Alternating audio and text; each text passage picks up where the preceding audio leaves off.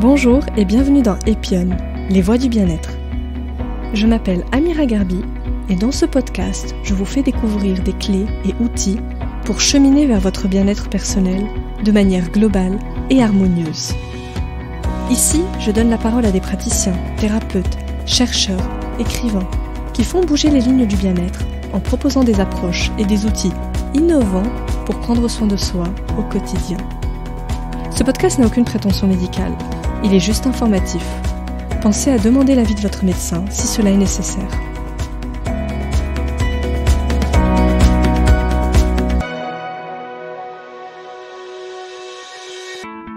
Dans cet épisode, je reçois Corinne Cosseron. Autrice, conférencière, spécialiste du rire, elle dirige aujourd'hui l'Institut des sciences du bonheur.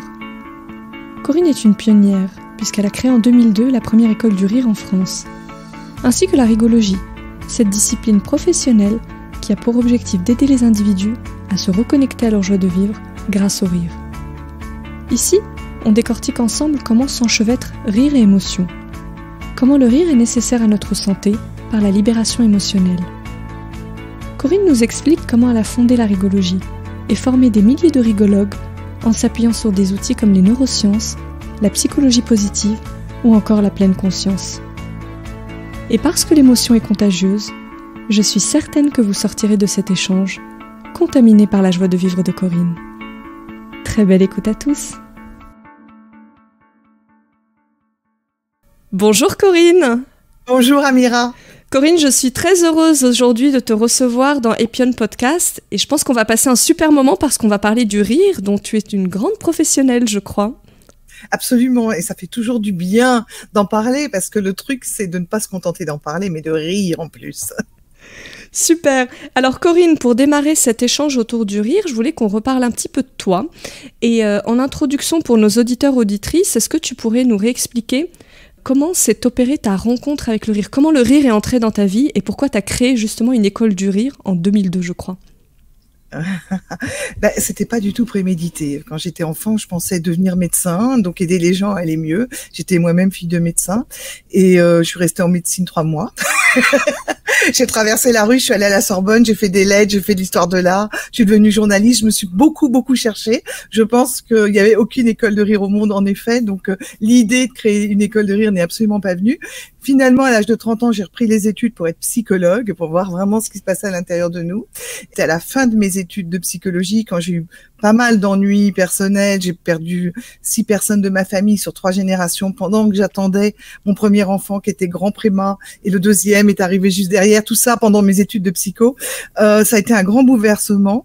Et je me suis rendu compte que je ne voulais plus être psychothérapeute parce que j'allais entendre toute la journée des gens me raconter des horreurs comme celles que moi j'étais en train de vivre et j'avais pas envie de ça. Donc j'étais toujours dans cette idée d'aider les gens que j'avais eu en médecine, que j'ai eu ensuite en psycho, mais il fallait que ce soit par le chemin de la joie et que ce soit joyeux. Et j'ai renoncé à ce projet pendant un petit moment jusqu'à ce que tout à fait par hasard, dans ma crise du milieu de vie à l'âge de 40 ans, je décide que ce qui compte le plus pour moi c'est de vivre dans la nature au bord de la mer, que je quitte Paris et que la première rencontre que je fasse sur la télévision dans une émission d'Arte, ce soit un médecin indien à l'autre bout du monde qui a décidé que ses patients joyeux guérissent mieux que ses patients sinistres et qui donc, constatant ça, décide de fermer son cabinet médical et de créer des clubs de rire. Et là, je me suis dit, je m'approche peut-être enfin de mon destin, aider les gens, mais par le rire. Après tout, il est médecin, donc ça doit pouvoir tenir la route. Donc j'ai été je suis rentrée en contact avec lui et j'étais la première personne en France qui soit formée au yoga du rire. J'ai ouvert le premier club de rire sur la plage de Frontignan où je venais de m'installer. Il est toujours en activité plus de 20 ans plus tard et ça a changé ma vie. Voilà, c'est-à-dire qu'en fait, j'ai découvert qu'il y avait un chemin par le rire, par la gaieté et par la joie qui pouvait nous aider à réparer et guérir nos souffrances et à nous faire vivre mieux. Parce que, en plus de mes études de psychologie, j'avais fait une psychanalyse aussi pendant 10 ans, à raison de 3 séances par semaine. Et j'avais trouvé ça extrêmement long, douloureux, cher et fatigant. Donc, le yoga du rire a été vraiment une espèce de baguette magique qui était comment on peut mettre 20 personnes ensemble qui ne se connaissent pas et au bout d'une heure, elles vont rire ensemble et se sentir bien. C'est génial, ce truc. Incroyable. Et je crois savoir aussi que tu es ambassadrice du rire en France. C'est quoi tes missions, Corinne? Propager le rire, donc c'est bon. C'est le docteur Manan Kataria m'a remis le premier titre d'ambassadrice en France. Il a aussi cautionné l'école que j'ai créée, mais en fait après l'école a vécu beaucoup d'autres aventures. Mais il a tout de suite donné l'accord pour les formations yoga du rire. Mais ensuite je me suis rapprochée d'un Français, un médecin neurologue, le docteur Henri Rubinstein, qui se trouve avoir écrit un des seuls livres vraiment aussi énormes sur le rire, à part celui de Bergson évidemment, mais c'est plus récent, Rubinstein, qui s'appelle La psychosomatique du rire, et où pendant 200 pages il explique millimètre par millimètre tout ce qui se passe dans notre organisme quand nous rions et tout le bien que ça nous fait à la fois physiquement et psychologiquement. Donc lui c'est le parrain de l'école. Ensuite je suis tombée dans la marmite, j'ai été trop curieuse de toutes ces histoires de rire. Je me suis demandé, est-ce qu'il n'y a que ce médecin indien qui s'est intéressé au rire et qui a décidé que on pouvait passer par ce chemin-là pour aller mieux? Et donc, j'ai fait vraiment une enquête et un tour du monde des techniques de la joie de vivre. Et je ramenais tout ça, voyage après voyage, dans mon club de rire sur la plage de Frontignan. Je testais. De temps en temps, on me disait c'est nul, enlève. De temps en temps, on me disait c'est génial, garde. Et au bout d'un moment, les gens m'ont dit t'es mignonne, mais on va pas tous faire le tour du monde des techniques de la joie de vivre. Enseigne-nous ce que tu rapportes. Et c'est comme ça que j'ai créé une école, mais j'aurais jamais eu l'idée de faire ça avant. C'est à la demande, en fait, des participants que j'ai créé l'école du rire il y a plus de 20 ans maintenant. Donc maintenant, on va décortiquer un peu ce que c'est que le rire et ce qu'il génère en nous, quelle est la mécanique qui se cache derrière. Pour commencer, est-ce que tu pourrais nous réexpliquer le lien que tu établis, toi, entre nos émotions et le rire ? Alors là, ça va être forcément une réponse de rigologue, parce que dans ce chemin du yoga du rire qui m'a conduite à la rigologie, ça a été justement cette histoire de lien. Parce que, alors, je suis obligée d'expliquer ce qu'est le yoga du rire et ce qu'est devenu la rigologie, parce que la réponse est là-dedans. Le yoga du rire, c'est une technique qui est merveilleuse parce qu'elle est ultra simple. La formation d'animateur dure 2 jours. La formation de professeur pour former à son tour des animateurs dure 5 jours. Donc, on est sur quelque chose de très simple qui part du principe qu'une émotion est contagieuse et que si on remet du rire dans notre corps, notre humeur sera meilleure. Et donc, dedans, c'est très simple ce qu'il y a dedans. Il y a des applaudissements qui vont stimuler les points d'acupuncture du corps. Il y a des grandes respirations qui sont issues du Hatha Yoga. Et puis, il y a des mimes de rire, parce que si tous ensemble on fait un rire du lion, il va y avoir une contagion et tout le monde va rire. Et donc, quand on ressort du cours, on va bien. On a ri avec le groupe et on a tous les bénéfices dont on parlera après qu'engendre le rire. Moi, ce qui m'a étonnée au bout d'un moment, de par mon passé donc de psychologue et de toute cette formation d'avant, ça a été de me dire, mais en fait, comment ça se fait qu'il y ait des gens qui viennent dans un club de rire? Comment se fait-il qu'il y ait des gens qui aient besoin de se reconnecter à leur rire parce qu'ils l'ont perdu? Le rire a l'air d'être une chose tellement naturelle, présente absolument chez tous les individus de la naissance à la mort, que si à un moment donné on perd notre rire, peut-être il y a quelque chose de pathologique. J'étais pas trop sûre. Et ce qui m'intriguait le plus, c'est que parmi les participants de mon club, il y avait des gens qui revenaient en disant je ne ris plus, c'est pour ça que je reviens, et ils assistaient à toute la séance dans un groupe bienveillant où tout le monde se bidonnait, imperturbable, sans sourire et sans rire. Je me disais, bon, eux, il y a vraiment un truc. Il y a un truc qui est bloqué. Comment ils font? Même moi, j'aurais été incapable. Mais en fait, quand j'arrivais pour animer ma séance, rien que de les voir sur la plage avec un sourire jusqu'aux oreilles, j'étais déjà morte de rire. Je me disais, comment on peut rester 1 heure dans une séance de rire et pas remonter le moindre zygomatique? Donc, je me suis intéressée à eux. Et là, là, je vais en arriver à la réponse à ta question, Amira. C'est qu'en fait, le point commun que j'ai trouvé entre toutes les personnes qui n'arrivaient plus à rire, c'est qu'en général, elles avaient une ou plusieurs autres émotions bloquées. Et la première personne qui m'en a fait prendre conscience, c'est une femme qui était venue là en me disant, voilà, j'ai 43 ans, j'élève seule mes 2 filles. Mon mari que j'adorais a été malade pendant 3 ans d'un cancer, je l'ai perdu. Et je n'arrive plus à rire et je me dis qu'il faut que j'arrive à rire parce que je peux pas élever mes filles sans rire. Et non seulement je ne ris plus, mais plus personne ne rit autour de moi. Donc elle avait vraiment une demande énorme et elle n'a pas ri. Elle est venue au club de rire, elle a pas ri pendant 9 mois quand même. Et au bout de 9 mois, un beau jour, il y a une circonstance qui a fait qu'elle a éclaté de rire. Et quand elle a retrouvé son rire, c'était magnifique. Elle était rajeunie de 20 ans. Elle était belle comme tout. Quand elle a retrouvé son rire ce jour-là, elle l'a retrouvé complètement. C'est-à-dire que c'était pas juste ce jour-là. Ça a réamorcé la pompe. Mais en fait, en parlant avec elle, je me suis rendu compte qu'elle ne s'autorisait absolument pas à pleurer devant ses filles parce qu'elle se disait qu'elle devait être forte et solide.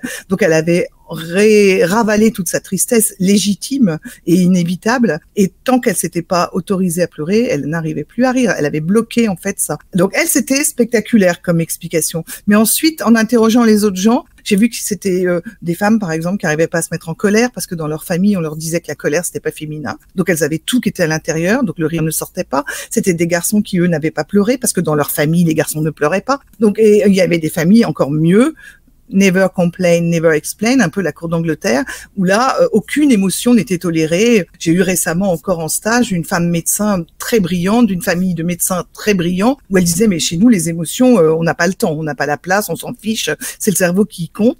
Et donc, si vous bloquez toutes vos émotions, forcément, vous pouvez plus rire. Parce que le rire est l'expression d'une émotion, pas forcément de la joie, mais quand même c'est lié, c'est en lien. Donc si tout est bloqué, même physiquement, ça se passe dans le plexus solaire, c'est coincé là, vous pouvez pas rire parce que le rire, on verra tout à l'heure comment ça fonctionne, mais entre autres c'est une énorme respiration et ça secoue le diaphragme et ça secoue toutes les émotions qui sont justement peut-être bloquées. Donc le chemin vers la rigologie a été que finalement, ce qui m'intéressait le plus, c'était pas forcément que les gens rient, mais c'était que les gens rient de joie, c'est-à-dire qu'ils retrouvent leur joie, que le rire n'était pas une émotion, puisqu'on peut rire de gêne, on peut rire d'agacement, on peut rire de tout ce qu'on veut, mais la joie est une émotion, et je me suis rendu compte que ce qui m'intéressait finalement, c'était la joie, et je me suis dit, va directement à la joie, ma cocotte. Et donc, le chemin vers la joie, c'était la libération émotionnelle. C'était si je veux retrouver cette joie qui est en moi tout le temps, parce que en fait, petit à petit, j'ai même glissé de la joie à la joie de vivre. C'est-à-dire que la joie, c'est une émotion comme la tristesse, la peur ou la colère. Mais la joie de vivre, c'est autre chose. C'est un mot français déjà. Souvent, dans les livres étrangers, on laisse la joie de vivre bien en français. C'est un truc à nous, ça, que je revendique. Et je suis française, je suis formée dans le monde entier, mais je suis française. Et pour moi, la joie de vivre, ça a plus à voir avec notre âme, avec notre énergie vitale. Et pour arriver à cette énergie vitale, à notre cœur, à notre âme, à notre centre, je pense que la joie de vivre est toujours là. Et ce qui nous empêche de l'atteindre, c'est des couches d'émotions qu'on ne s'est pas autorisé à vivre avant. Si on a 3 kilos de tristesse, de larmes, de colère, etc., on peut pas vraiment rire. Alors, si on va au yoga du rire, on rira, parce qu'on fera les exercices. Mais est-ce qu'on libérera vraiment ce qui a besoin d'être libéré? C'est pas sûr. Et du coup, c'est intéressant ce que tu dis. Quelle est la part de l'inné et acquis? Parce que tu disais précédemment, on est tous capables, enfin, c'est en nous, on rit tous. Mais en revanche, est-ce qu'on apprend à rire? Là, tu dis, la femme, elle a oublié, enfin, consciemment ou inconsciemment, elle ne riait plus. Quelle est la part de l'inné et de l'acquis dans le rire? Alors, c'est inné le rire, c'est-à-dire que tous les êtres humains sont faits pour rire, à tel point que pour un pédiatre, quand il observe un enfant depuis la naissance jusqu'à l'âge de 2-3 ans, il y a des étapes où il va commencer à sourire, il y a des étapes où il va commencer à rire. Le premier truc d'humour de l'enfant, c'est un adulte qui se cache derrière les mains, qui fait coucou. Ça, c'est le premier truc qui doit faire rire normalement un enfant vers l'âge de 9 mois. Si à 1 an et demi, il a toujours pas ri à ça, c'est qu'il y a un souci. Et le souci va être soit dans l'enfant, soit dans son développement, soit dans sa famille, soit social, soit autour. Mais il y a un problème. Donc, le développement naturel du sourire et du rire chez l'être humain est un signe de santé et d'équilibre. Et quand il n'y a pas ça, il y a problème. Ensuite, il y a quand même au niveau de notre vie des âges où on rit plus que d'autres. On rit dans une enfance saine, évidemment. On rit. Ensuite, à l'adolescence, on rit ensemble contre le reste du monde et plus avec ses parents surtout. Et ensuite, le rire va commencer à se dégrader avec les responsabilités, avec l'emprunt de la maison, les enfants au collège, etc. À 30 ans, il prend un grand coup. Le rire, là, ça descend, et ça va remonter à la retraite. Ça remonte quand on commence à avoir moins de pression. On commence à se remarrer, donc vers 60, 65 ans, 70 ans. Là, on rit de plus en plus jusqu'à ce qu'on se mette à perdre les gens qu'on aime. Là, on rit moins. Mais donc, il y a vraiment des vagues au cours de la vie. Mais ne plus rire du tout n'est pas naturel et surtout n'est pas sain, parce que c'est justement, ça a plein de fonctions, le rire. Ça fait plein de trucs quand on rit. Donc, quand on ne rit plus, on détraque ces choses-là. Parfois, on me demande, est-ce que le rire est thérapeutique? J'ai plus envie de dire, ne pas rire rend malade. Donc, remettre du rire dans la vie des gens, ça soigne le truc qui était malade, quoi. Donc, en ce sens-là, le rire est thérapeutique. C'est pas un médicament, mais rire, c'est naturel, en tout cas, plus que thérapeutique. Nous avons besoin de rire 10 à 15 minutes par jour, tous les jours. C'est prouvé scientifiquement. Il y a des études depuis les années 70. Il n'y a pas de doute là-dessus. 10 à 15 minutes de rire par jour sont absolument nécessaires. Et quand on ne rit pas, on va bloquer tout notre élan de vie à l'intérieur du corps. Justement, cette énergie vitale, cette joie de vivre, on n'y a plus accès. D'ailleurs, je crois 10 à 15 minutes par jour, je crois qu'on est foncièrement moins aujourd'hui que nos générations précédentes. Hein. Je sais pas combien on est, mais... Ouais, oui, les chiffres, c'est quand même très très compliqué d'avoir des chiffres exacts là-dedans, puisque c'est les gens qui disent s'ils rient ou pas. Je sais que quand j'ai démarré cette école du rire en l'an 2000, c'était une catastrophe. On était vraiment à un moment où les gens étaient très très isolés, encore plus que maintenant, même si on dit beaucoup de mal des réseaux sociaux, ça a remis quand même une certaine forme de lien, pas forcément saine, mais il y a de nouveau du lien entre les gens. Là, ils étaient vraiment très isolés. Ils riaient plus du tout. On était tombé sous la minute de rire quotidienne, à en croire une étude qui avait été faite. Donc, ça va pas bien. Là, aujourd'hui, je sais pas où on en est. Vraiment. En tout cas, ce qu'il y a de sûr, c'est que il y a une espèce de croyance un peu bizarre qui est, oui, alors rire, ok, mais samedi soir avec mes amis ou devant une comédie, etc. Mais rire le reste de la journée, non, je suis pas là pour ça. Je vais pas au bureau pour rire, par exemple. Et je sais que j'avais vu une fois un reportage qui m'avait scié. J'avais pas compris pourquoi j'étais scotchée devant. C'était tout simplement une interview d'Edith Piaf à Cannes, marchant en noir et blanc évidemment, dans la rue. Et les gens la croisaient, ils la reconnaissaient un peu, et ils parlaient avec elle. Et je me disais, mais ça a l'air surréaliste ce que je vois. Et je comprenais pas pourquoi. Je me disais, qu'est-ce qu'il y a de stupéfiant dans ce que je suis en train de voir? Eh bien, les gens se marraient. C'est-à-dire qu'en fait, ils la croisaient, ils riaient avec elle riait avec eux. Il y avait une espèce de fluidité et de naturel du rire dans la vie sociale quotidienne. C'était normal de rire quand on se croisait. Ça ne l'est absolument plus. Quand je prends un métro à Paris, je ressens pas ça du tout. Et donc, il y avait un écart entre cette... et en fait, le rire, c'est supposé être ça, normalement. C'est supposé être des interactions sociales joyeuses avec les gens et non pas... On ne devrait pas avoir besoin d'aller rire un quart d'heure en continu dans un club de yoga du rire. Ça, c'est pas naturel. Mais c'est mieux que rien. Hein. C'est comme le vélo en salle de gym. On a forcément besoin des autres pour rire. D'ailleurs, j'allais te poser la question. Est-ce qu'on peut rire tout seul ou Alors, on peut rire tout seul, mais c'est un peu bizarre. En tout cas, on rit 30 fois plus quand on est avec les gens, quand on est tout seul. Par exemple, si tu lis un livre toute seule qui te fait rire, tu vas et si tu racontes la même scène à ta copine, tu vas rire 30 fois plus. C'est carrément à ce point-là, quoi. Donc, oui, rire tout seul, on est toujours un peu gêné quand même. Donc, c'est le fait de partager aussi qui accentue le rire. C'est le partage. Moi, c'est un accélérateur de liens humains. En plus, je pense que ça accélère la relation avec l'autre. Mais oui, c'est quelque chose. On est des animaux sociaux, éminemment sociaux, et le rire est vraiment quelque chose qui nous met en lien. On raconte que le rire au départ, quand les tribus se trimbalaient sur la planète et qu'elles étaient peu nombreuses, les chefs étaient à l'avant, courageux, et ils allaient voir le chef qui était en face, tout le groupe attendait derrière et regardait la tête des chefs, et si les deux chefs riaient ensemble, alors c'était le soulagement, c'est qu'il n'y avait pas de danger, on pouvait avancer. Donc c'était vraiment un signe de ça va, il n'y a pas de danger, ça rassure. Et c'est vrai que par exemple, même aujourd'hui, si on va à un entretien d'embauche et qu'on arrive tout crispé, et que tout à coup, la personne qui nous reçoit détend l'atmosphère et dit une blague qui a l'air sincère, évidemment, on va se détendre. On va tout de suite se sentir plus détendu et ça va nous mettre en lien plus facilement avec l'autre. Oui, c'est le fameux on brise la glace. Voilà. Mais d'ailleurs, il y a un métier aux États-Unis, il y a des gens qui sont payés exclusivement pour faire the joke, la première blague pour toutes les conférences. C'est-à-dire qu'un PDG vient et doit faire une conférence, il y a un type qui est payé pour lui écrire une blague d'entrée parce que s'il fait rire l'auditoire avant de faire sa conférence, il va le mettre en confiance et donc après ils applaudiront tout, y compris les licenciements, les baisses de salaire et tout ça. Donc c'est de la manipulation. Un peu du coup. Alors maintenant, on va parler justement des bienfaits du rire. Quels sont les grands bienfaits, toi, de ton expérience, Corinne, que tu as observé, les bienfaits du rire? Alors, le rire, pour moi, c'est 3 choses. Avant tout, c'est une grande respiration. Quand on rit, l'exercice le plus simple, tu peux le faire avec moi, il consiste à inspirer et à expirer sur le son. Oui, du coup, ça marche bien. C'est aussi simple que ça, mais donc il faut d'abord inspirer et puis expirer. Donc c'est une grande respiration. Alors ça va faire quoi cette grande respiration? Ça va nous nettoyer. Déjà c'est un peu comme une aération quand tu es dans la pièce et qu'il y a eu trop d'heures de boulot, tu ouvres, t'aères. Ça fait la même chose dans ton cerveau et dans ton corps. Donc ça va nettoyer tes globules rouges, ça va nettoyer tes cellules, ça va les réoxygéner, ça va faire des tas de choses de ce genre. Donc c'est vraiment le côté la respiration. Et donc, quand tu respires mieux, ton système immunitaire fonctionne mieux, tu dors mieux. Ça, c'est la première phase. La deuxième chose, c'est que le rire, c'est d'ailleurs comme les larmes, c'est des grandes secousses du diaphragme. Dans les 2 cas, ton diaphragme va être totalement secoué. Un diaphragme, c'est fait pour remuer à peu près 14 à 15 fois par minute.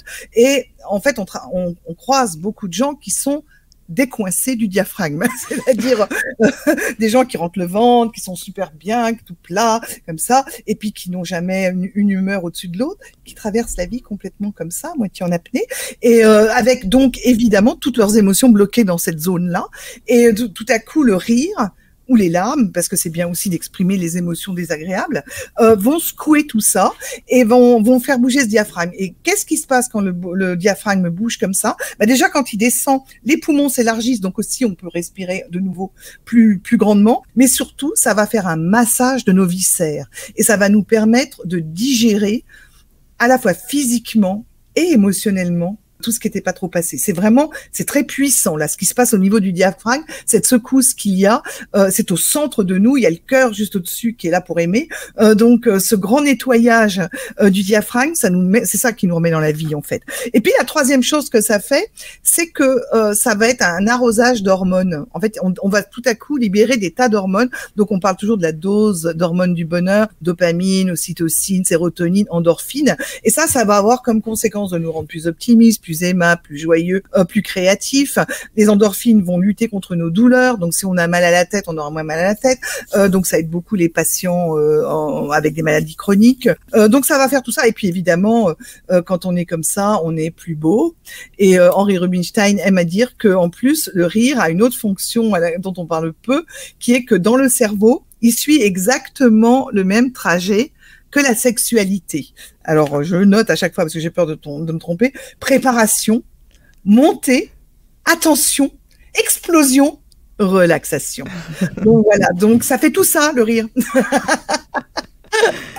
Et est-ce que tu penses que le rire change le regard qu'on porte sur le monde et sur soi? Ah, j'ai oublié de dire aussi que le rire, évidemment, c'est aussi le meilleur des anti-stress. Ça répare point par point tous les excès du stress. Donc ça, c'est formidable à la fois au travail, dans la vie, etc. Est-ce que ça change le regard sur nous? Bah oui, évidemment. Si on arrive à rire de soi, si on arrive à rire de soi, c'est gagné parce qu'on passe toute notre vie avec nous et toutes nos journées avec nous-mêmes. Donc, on est sûr d'avoir notre dose, en fait. On est sûr d'avoir les 10 à 15 minutes. Moi, personnellement, je suis extrêmement maladroite. Je fais des bêtises à longueur de journée. Je gaffe absolument tout le temps. Donc, j'ai ma dose. Mais donc, ça, c'est important. En même temps, il y a aussi toute cette notion de rire de soi avec bienveillance. Pas d'une manière qui soit trop... qui nous enfonce dans nos pires travers. Donc cette notion de la bienveillance aussi avec le rire et avec l'humour, c'est quelque chose à manipuler avec plein de petites pincettes. Est-ce que ça change notre regard sur le monde? Bah oui, ça c'est sûr. Moi je vis avec un homme drôle et je le remercie. Ma mère m'avait dit ça. Elle m'avait dit si tu ne dois choisir qu'une seule qualité de l'homme avec lequel tu partageras ta vie, choisis qu'il soit drôle, sinon la vie va te paraître affreusement longue. Donc ça fait 35 ans qu'on est ensemble et que je me marre. Bon, mais ça c'est sûr que de vivre avec quelqu'un qui a un regard humoristique sur ce qui nous arrive, ça aide. Oui, c'est sûr. Je vais revenir sur la bienveillance parce que c'est intéressant. Effectivement, on peut rire de... Alors aujourd'hui, on dit qu'on peut rire de tout. Bon, ça se discute. Mais effectivement, rire du malheur des autres ou de choses qui peuvent être très difficiles, est-ce que vraiment ça va avoir ce bénéfice? Tu parlais des hormones du bonheur, ou est-ce que ça peut être justement contre-productif en un sens, quoi? Alors là, je suis contente que tu poses cette question parce que je me la suis aussi beaucoup posée. C'est ça justement la grande différence aussi entre le yoga du rire et la rigologie. Je dirais que le yoga du rire, on est vraiment dans les bienfaits physiques du rire, et ces bienfaits-là, à partir du moment où on rit, on les a. Mais les bienfaits humain, spirituel, psychologique, c'est autre chose. Et j'ai toujours eu un doute. Au début, le docteur Kataria disait le cerveau ne fait pas la différence entre un rire réel et un rire simulé. Donc allez-y, faites du rire simulé, ça vous fera du bien. Et je pouvais pas croire que ça c'était exact. Alors c'est exact pour le corps. À partir du moment où on rit, le diaphragme se bouge, donc on va avoir tout ce qu'il faut. Mais en fait maintenant, on a mis des gens dans des IRM et on a regardé ce qui se passe. Donc on en a mis qui riaient pour de bon, parce qu'on leur projetait des vidéos qui les faisaient rire. Donc, il y avait plein de types d'humour différents pour être sûr qu'ils se marrent à un moment donné. Et on en a d'autres auxquels on ne projetait pas de vidéos drôles et auxquels on demandait de faire des exercices de rire intentionnel. Et qu'est-ce qu'on a vu? ce ne sont pas les mêmes zones du cerveau qui s'allument. Donc, ce ne sont pas les mêmes bénéfices pour moi, spirituels et humains. Donc, on va quand même se faire un peu du bien. Mais apparemment, dans le rire intentionnel, les bienfaits seraient plus puissants et plus immédiats. Et dans le rire sincère, dans le rire réel qu'on peut avoir, ça serait plus long, plus durable, mais plus doux. Et je ne peux pas croire que quand on rit contre, ce que j'ai rencontré dans des entreprises, parfois j'arrive, ils me disent, mais nous, nous, on rit tout le temps de machin qui fait tel et tel truc. Et je ne peux pas croire que un rire contre, ce qui m'arrive de rencontrer dans des entreprises, qui me disent si nous on rit bien sûr, on rit tous de machin truc parce que il fait tout le temps des bêtises, etc. Le machin truc en question, il est complètement rabougri dans son coin et totalement déprimé. Le rire contre, d'abord l'humour peut être extrêmement cruel, il peut être dévastateur, il peut faire un mal extraordinaire. Quand on a tout un groupe qui rit contre nous, c'est une horreur. Et ce rire-là, en fait, n'a rien à voir avec le rire. On n'est plus dans le rire, on est dans quelque chose de l'ordre de la torture, de la moquerie, de l'esprit supérieur, de tout ce qu'on veut. Mais donc, évidemment, on n'a pas les bienfaits du rire, puisque c'est pas du rire, finalement, ça. La moquerie n'est pas du rire, pour moi. En fait, moi, le seul rire qui m'intéresse, c'est pour ça que je suis revenue à la joie. C'est le rire de la joie. C'est le rire sincère, c'est le rire ensemble, c'est ce rire-là. Ça, c'est autre chose. C'est du cynisme. Alors, mon mari, lui, il a beaucoup de livres sur l'humour, justement, tous les types d'humour qui existent. Et il y a des trucs très drôles. Nous, les Français, on est très vachards. Il y a une époque où on avait vraiment l'humour à la cour, était dévastateur. Effectivement, c'est très drôle. C'est très drôle, mais ça va quand je le lis dans les toilettes, je fais de mal à personne et puis tous les gens sont morts depuis longtemps. Mais bon, c'est autre chose quand on le fait au quotidien, au bureau, sur une vraie personne qui est là devant, quoi. Donc le rire finalement qui a une vraie valeur ajoutée, c'est celui qui est bénéfique au lien social. Effectivement, si on est dans de la moquerie qui relève de la méchanceté quelque part, on brise une forme de lien social parce qu'on va rire entre nous d'une personne. En revanche, il va être nuisible au lien social qu'on va avoir avec cette personne et peut-être avec d'autres. Donc il y a peut-être un lien justement entre la joie, le rire de joie et le lien social que ça développe, que ça stimule au quotidien. Oui, alors je reconnais quand même que quand on est adolescent et qu'on rit ensemble contre le reste du monde, ça fait super du bien parce que là, ça crée quand même une identité, ça crée quelque chose grâce à ce rire-là. Donc, je vais pas cracher dessus, je l'ai beaucoup pratiqué et ça fait vraiment beaucoup de bien. Mais en même temps, on est aussi un peu lâche, hein, c'est-à-dire qu'on rit entre nous, mais les autres sont pas très au courant de ce qu'on dit.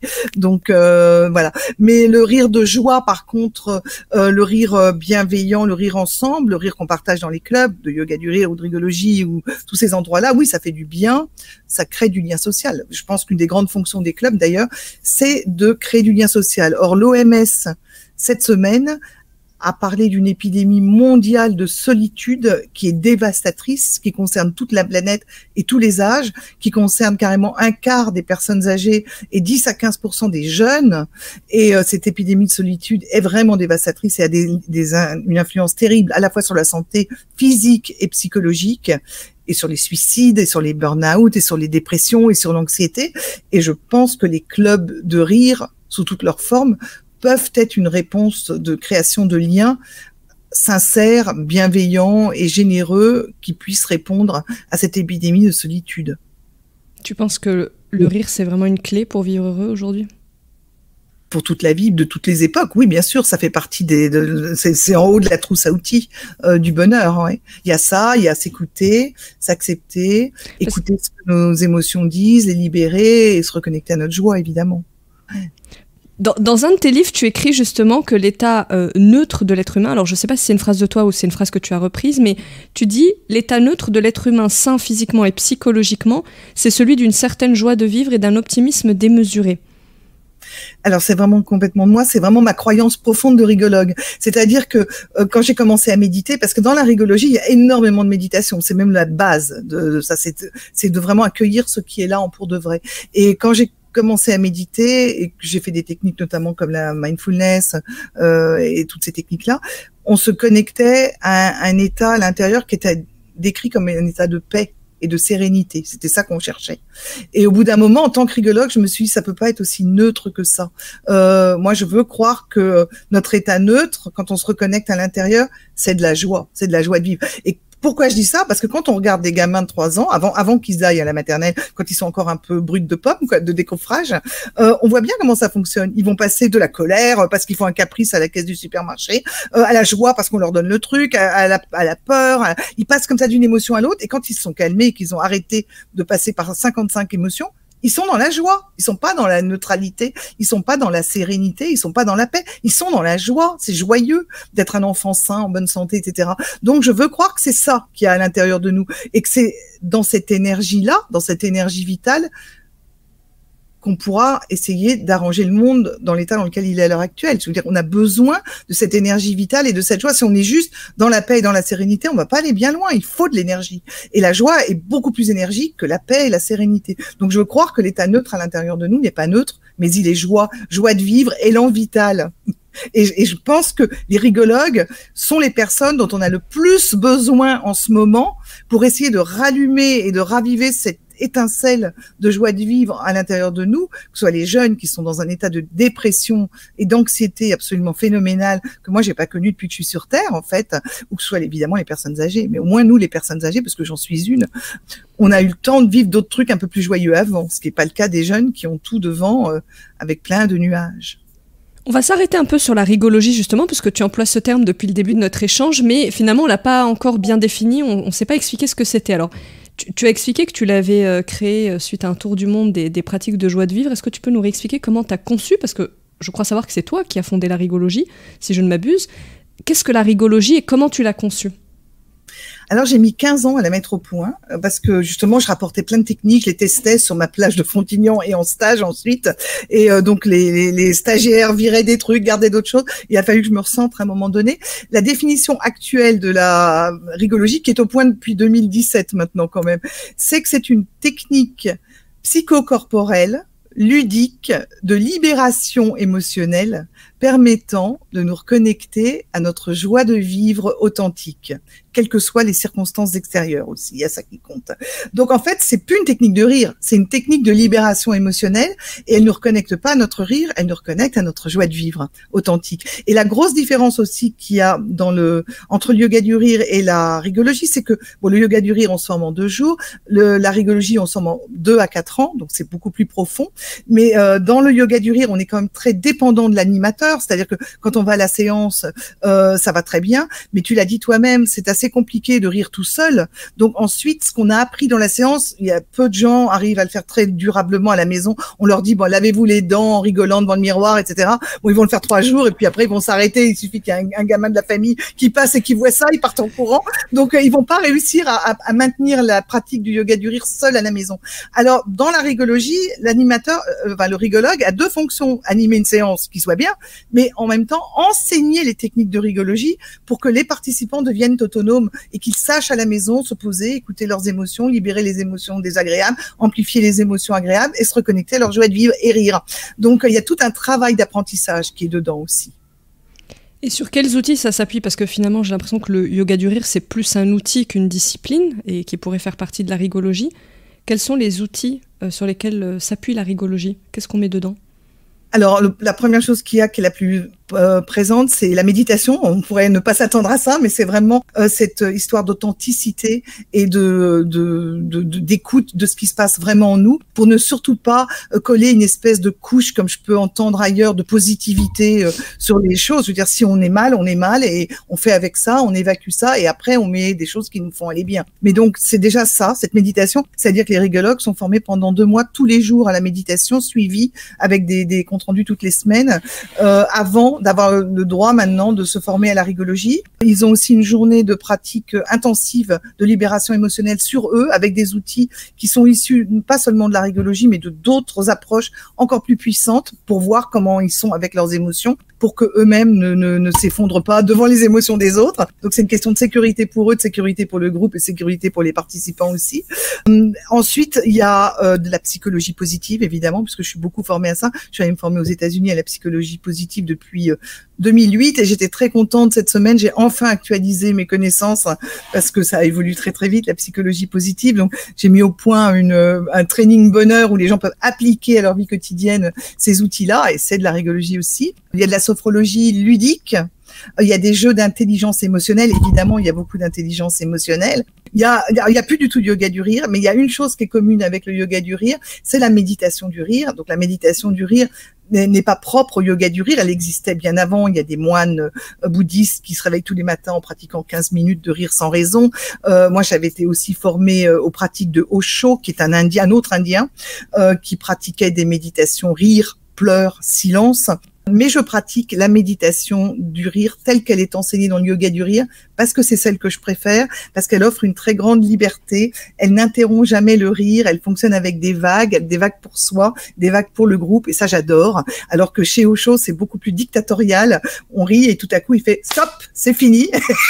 Et ça, moi, je trouve ça barbare. Bon, c'est assez intéressant de le faire une fois ou deux pour voir ce qui se passe, effectivement, quand on s'arrête net. Mais j'aime bien qu'on me fiche la paix pendant ma méditation du rire et que j'ai le droit d'aller jusqu'au bout de ça. Donc, il y a de la méditation du rire, de la psychologie positive, des jeux, de l'éducation émotionnelle, de la sophrologie ludique, du théâtre d'impro aussi, du chant, de la danse. J'allais oublier cet aspect-là, bien entendu. On chante aussi parfois des mantras, mais où on peut aussi chanter Johnny Hallyday quand on est complètement déchaîné. Voilà, donc c'est très riche, très varié. Et surtout, ce qu'il y a d'amusant, c'est que finalement, au bout de 15 ans à essayer de mettre au point cette rigologie et à épurer aussi, je me suis rendu compte que ce qui était important, c'est que je fournisse aux rigologues une espèce de process qui fasse qu'ils s'y retrouvent. Et donc, ça s'appelle le cercle de joie. Donc, c'est très joli. Donc, au bout de 15 ans, je me suis dit, il faut quand même que je donne un process aux rigologues pour qu'ils s'en sortent au milieu de toutes ces techniques. Parce que je dois dire que quand j'allais à une séance de rigologie en traversant la France, je reconnaissais pas mon bébé. Ça ressemblait plus du tout à ce que j'avais fait. Donc, j'ai formalisé les choses en 2017 avec la création de quelque chose qui s'appelle le cercle de joie. Donc, ils savent qu'ils ont un ordre à respecter. Se connecter à soi, se connecter à la nature, se connecter aux autres, se libérer émotionnellement, ouvrir son cœur, célébrer la joie en chantant, dansant, jouant, riant, faire une méditation du rire et puis un moment d'intégration à la fin. Ce qui est bien, c'est que c'est cet ordre-là, normalement, chez tout rigologue formé depuis 2017 et à jour, parce qu'il y en a plein qui sont pas à jour. Mais à l'intérieur de chaque case, ils sont libres comme l'air. C'est-à-dire que on peut aller voir 15 rigologues, on aura 15 séances différentes, mais on aura toujours ce process qui fait que ça fonctionne en 10 minutes avec 4 personnes ou bien en 1 heure avec 1000 personnes. Ce truc-là fonctionne, ça veut dire que petit à petit, on s'épluche et on arrive à son cœur et on se reconnecte à sa joie de vivre authentique. C'est ça qui est beau. Et comment tu as conçu cet ordre-là? Parce que, effectivement, méditation, pourquoi cet ordre est important pour toi? En fait, j'ai testé. J'ai eu des pauvres gens qui ont subi le truc. J'avais mes petits ronds, je les déplaçais. Je me disais, non, ça, il faut faire ça avant, sinon ça marche pas. Ça s'appelle des cobayes. Voilà, j'ai eu des cobayes. Faut dire que j'ai un club de rire sur la plage de Frontignan depuis plus de 20 ans. Donc, toutes les semaines, je teste. Alors, non, c'est totalement empirique. Bon, c'est cohérent aussi, c'est aussi avec ce que je ressens quand je médite. Et surtout, je me suis formée à la psychologie positive seulement à partir de 2008, quand je suis partie aux États-Unis là-bas. Ça a été créé vers l'an 2000, mais les premières formations datent de cette époque-là. J'avais très peur que toutes ces études scientifiques démontrent que ce que je faisais était complètement bidon, mais heureusement, j'ai eu de la chance. En fait, tout allait dans le sens de ce que je faisais. Mais pourquoi? En fait, c'est parce que à la fin de chaque séance, ça a toujours été très important pour moi, c'est le moment de feedback et de partage où je demande leur avis aux participants. Et honnêtement, ils ont créé la rigologie autant que moi. C'est eux qui m'ont dit non, ça marche pas, ça c'est pas possible. Je me souviens un jour, j'étais revenue d'une formation, j'étais super fière, je leur ai dit on va faire l'arbre. Alors on était sur la plage, on sent qu'on commence à faire les branches, les feuilles, les machins. Et à la fin, ils me disent unanimement, tu nous refais ça, on revient jamais. Si on veut faire ça, on va à un cours de tai chi, mais là, on est venu pour se marrer. Bon, donc voilà, donc de temps en temps, ils ont censuré des choses que je trouvais bien. Moi, j'étais toute contente. Et ils ont créé la rigologie autant que moi. Je les remercie. À qui ça s'adresse, du coup, la rigologie? Absolument à tout le monde. Alors là, pour le coup, c'est ça qui est fou. C'est que il y a des rigologues qui font des séances dans les soins périnataux, donc à la naissance. On en a d'autres qui vont dans les soins palliatifs jusqu'au bout de la vie. Tant qu'on est vivant, en fait, on a de l'énergie de joie de vivre, même si c'est en train de s'éteindre. On intervient absolument partout, dans tous les secteurs, c'est-à-dire évidemment le grand public, avec des séances parents-enfants, avec des personnes âgées, avec des EHPAD. On intervient dans les entreprises. On intervient beaucoup dans le secteur de la santé, dans le secteur médico-social et dans l'enseignement. Et maintenant que j'ai enfin fini de la mettre au point, cette rigologie, parce que ça n'a donc pas été instantané, c'est vraiment 15 ans d'évolution, mon travail, pour mes dernières années là de travail, ça va être d'essayer de la diffuser un maximum dans toutes les écoles, parce que je pense que si tous les élèves de la maternelle à la fac avaient 1 heure de rigologie par semaine pour remettre les pendules à l'heure, pour se rebooter, le monde tournerait mieux. Dans les hôpitaux, pour le personnel soignant qui est complètement à bout, puisque c'est quand même un merveilleux outil anti-stress aussi, et pour le lien avec les patients, partout en fait. Là vraiment, on va avoir les états généraux de la rigologie qui vont avoir lieu dans 2 mois, où tous les rigologues sont conviés. Et l'idée va être vraiment de réfléchir à comment maintenant on passe à la phase du dessus, c'est-à-dire faire connaître la rigologie, parce que moi j'ai l'impression que tout le monde la connaît, mais en fait personne ne la connaît. C'est extrêmement confidentiel. Et la rigologie, elle est exactement dans l'état où était la sophrologie quand j'ai commencé il y a 20 ans. La sophrologie avait 20 ans. Et effectivement, les gens savaient pas ce que ça voulait dire, savaient pas les plaies, et c'était tout à fait confidentiel. La rigologie est extrêmement confidentielle, et il est temps qu'elle explose, qu'elle parte partout, parce que c'est incroyable, c'est exactement l'outil dont on a exactement besoin maintenant. L'outil pour diminuer notre anxiété, reprendre le pouvoir, nous reconnecter à notre joie de vivre, être dans l'énergie, avoir envie d'être ensemble, de se battre. On en a besoin partout. Et d'ailleurs, les champs d'application les plus puissants que tu as vus de la rigologie, si tu peux nous partager certains exemples, ça serait quoi ? Toutes les associations de patients, ça c'est absolument extraordinaire. Il y a beaucoup d'interventions qui sont faites auprès des patients cancéreux, mais aussi Alzheimer, Parkinson, maladies chroniques, fibromyalgie. La fibromyalgie, ça marche vraiment bien parce que ça va agir sur les douleurs, avec toutes les endorphines qu'on libère, et sur l'optimisme, sur tout ça. Donc c'est à la fois très très bon pour les patients et pour le lien avec la famille et avec le personnel soignant.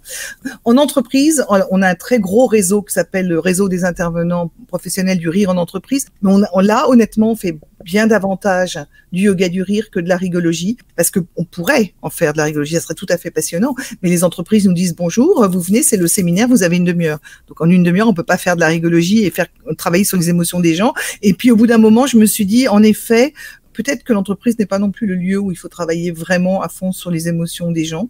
Donc, on fait des coachings, on fait des trucs un peu plus approfondis. Mais on va faire davantage du yoga du rire, de la célébration d'événements, du lien entre les gens, du team building, des choses de ce genre.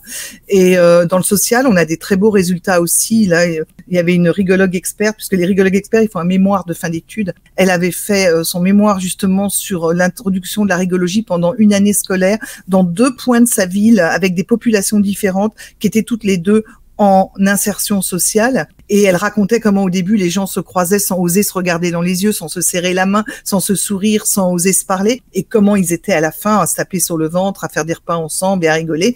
Et ça avait décoincé plein de choses, et du coup ça leur permettait d'être en recherche d'emploi d'une manière totalement différente, en ayant plus confiance en eux, en ayant moins peur du monde. Donc partout ça fait des miracles. Dès que, en fait, on est des handicapés des émotions. Notre civilisation est totalement handicapée des émotions. C'est un gros mot, les émotions. On ne sait pas quoi en faire. On ne sait pas où les exprimer, quoi en faire. On sait rien. On est complètement handicapés. Et nous, on met le doigt dans cette machine-là. Les rigologues sont des spécialistes des émotions et ils apprennent aux gens à faire la paix avec leurs émotions. Ils dédramatisent et tout ça d'une manière joyeuse et ludique.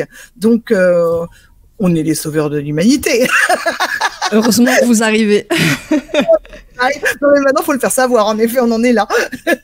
Tout à l'heure, tu parlais de la psychologie positive, donc des passerelles que vous établissez avec d'autres disciplines. Je me demandais aussi si les rigologues, en tout cas si toi, dans la construction de la discipline, tu t'appuies aussi sur notamment les dernières découvertes en neurosciences pour justement faire évoluer la rigologie. Sur le cerveau, typiquement, les émotions, il y a beaucoup d'études sur les enfants aussi, sur comment le cerveau de l'enfant mature en bas âge et le rôle des émotions dans la maturation du cerveau. Maintenant, on sait qu'effectivement, il y a un âge qui est clé pendant lequel le cerveau mature. Le rire peut être une clé justement de cette maturation du cerveau, mais c'est un exemple. Est-ce que justement des études comme ça viennent alimenter le programme, les pratiques ? Alors, au niveau de la psychologie positive, on a un événement tous les ans qui s'appelle les rencontres zygomatiques, qui est animé par Frédéric Cosseron, mon époux, mais qui est surtout présidé par Yves-Alexandre Talman, qui est quand même un des plus grands psychologues positifs au monde. Il a écrit 40 bouquins traduits en 20 langues chacun. Donc, tous les ans, on se met à jour des dernières études scientifiques en psychologie positive. Et c'est pour ça que je te disais tout à l'heure que mon programme Training Bonheur créé en 2008, je ne le faisais plus parce que je me rendais bien compte qu'il était périmé et que je l'ai réactualisé là. C'est vraiment, j'ai même créé carrément un questionnaire en 20 questions pour faire le bilan de son propre bonheur, entièrement basé sur les plus récentes recherches scientifiques en neurosciences et en psychologie positive, qui permet d'établir où on en est avec son bonheur et quels sont les axes sur lesquels on a une petite marge pour jouer. Et dans ce stage de training bonheur, justement, on va s'appuyer sur ce que dit la science très précisément pour modifier des choses dans notre comportement et essayer de développer davantage son bonheur. Et donc, d'ailleurs, ça va très très vite. Hein. C'est une soirée qui dure 2h30 et les gens doivent s'engager à la fin sur une chose au moins, en disant je vais changer ça parce que je sais que si je fais ça dans ma vie, ça va aller mieux. Notamment, on s'appuie beaucoup sur l'étude de Harvard qui a duré 75 ans, qui a été commencée en 1938, où il y a 5 directeurs de recherche qui se sont succédés parce qu'ils partaient tous à la retraite les uns derrière les autres, et qui a démontré que finalement, ce qui nous rend le plus heureux dans la vie, contrairement à ce que j'entendais dans mon enfance où on me disait l'enfer c'est les autres, c'est carrément le contraire. C'est-à-dire que ce qui nous rend le plus heureux dans la vie, ce sont les autres, si tant est qu'on ait des relations profondes, aimantes et bienveillantes avec eux. Notre bonheur vient de nos liens avec les autres. Donc ça, oui, on met tout ça en pratique dans la rigologie, bien sûr. D'ailleurs, c'est une bonne transition parce que j'allais te poser une question qui est à mon sens un peu existentielle, mais je pense que tout le monde se pose cette question aujourd'hui, c'est comment on fait pour continuer à rire quand on voit l'état du monde, quand on voit la situation et la détresse dans laquelle vivent certains de nos confrères, consoeurs? Comment on garde le rire, en fait? Alors, très honnêtement, moi, je commence par pleurer. Je veux dire que j'écoute ça, j'accepte ces moments j'accepte pas ce qui se passe dans le monde, mais j'accepte le fait d'être totalement démoli et dévasté par ce qui se passe. J'accueille ça, je pleure autant que j'en ai besoin. Et ensuite, je me dis, quel est le sens de ce que je fais? Pourquoi je fais ce que je fais? Et c'est le sens qui sauve, en fait. C'est que je me dis, on a besoin, justement, encore plus de nos services de rigologues dans ce monde-là. Donc, ma cocotte, pince-toi le nez, botte-toi les fesses et vas-y, quoi. Parce que je pense réellement que ce qu'on fait est utile. Mais si j'avais pas cette conviction-là, honnêtement, je sais pas comment je ferais. Et là, par exemple, en ce moment, j'ai eu une formation avec des rigologues il y a quelques jours. Il y en a plein qui ont vécu des trucs durs, là, dernièrement, des séparations, des maladies, des choses comme ça. Et tous ont eu la même réaction. Tous. Ils ont dit, mais heureusement que je suis rigologue. J'avais des clés pour pouvoir faire face à ça et ça m'a aidé à vivre. Voilà comment je fais pour continuer à avancer dans cette période-là. C'est de me dire que ces clés-là nous aident. Et donc, tant que ça aide, il faut continuer. Alors, pour finir cette conversation, Corinne, on va finir sur une touche un peu pratique. Comment on remet du rire dans sa vie? C'est aussi le titre d'un de tes livres que tu as publié il y a quelques années. Est-ce que tu as des clés, des outils à partager avec ceux qui nous écoutent, qui auraient envie de remettre du rire dans leur vie? Se prendre moins au sérieux. Commencer chaque nouvelle journée en se disant elle est toute neuve, tout peut arriver dans la journée, donc c'est merveilleux. Ça commence au matin au réveil, je pense. Aller se sourire avec gentillesse dans la glace, parce que moi je dois dire qu'avant de faire cet exercice-là, quand j'arrivais dans la salle de bain, je repartais en courant. Donc déjà, se regarder avec bienveillance en souriant dans la glace change tout, parce que après je ressors de la salle de bain, je me dis le reste de la famille me voit comme ça, c'est quand même mieux. Et puis oui, se prendre moins au sérieux et surtout peut-être savourer chaque petite occasion de rire, ne jamais se dire oh oui, oh, c'est un petit truc. Non, chaque petit moment qui peut nous permettre de rire, il faut s'en emparer, il faut se remplir de toute l'énergie joyeuse que ça va faire vibrer en nous, parce qu'il y en a plus tant que ça des petits moments pour se marrer. Donc c'est devenu une denrée rare et précieuse. Voilà, avec ça doit marcher déjà. En fait, je crois que le truc, c'est de décider de continuer à rire. Ça, c'est le truc qui va nous aider à continuer à rire. Parce que si on baisse les bras, effectivement, c'est fichu. Merci beaucoup Corinne. Alors je pense que les auditeurs le verront pas, mais moi j'ai quand même beaucoup ri pendant notre échange, donc on le verra pas, mais j'ai quand même passé un super moment en ta compagnie. Merci beaucoup pour tous ces partages et pour tout ce que tu fais aussi. Et je pense que comme tu le dis, le monde a besoin de rigologues, donc si ça éveille des vocations, n'hésitez pas à vous diriger vers le site de Corinne. Je remettrai les liens dans la bio, en tout cas si ça éveille des vocations. Voilà. Le monde a besoin de rire et de rigologues. Merci Amira, merci beaucoup. Très belle journée à toi Corinne, à bientôt. Merci. Si vous avez aimé cette conversation, je vous invite à noter le podcast 5 étoiles sur Apple Podcasts ou sur votre plateforme d'écoute préférée et à vous abonner pour rester informé des prochains épisodes. Vous pouvez également suivre notre actualité sur le compte Instagram Epion Podcast. Je vous dis à très vite pour de nouveaux échanges inspirants.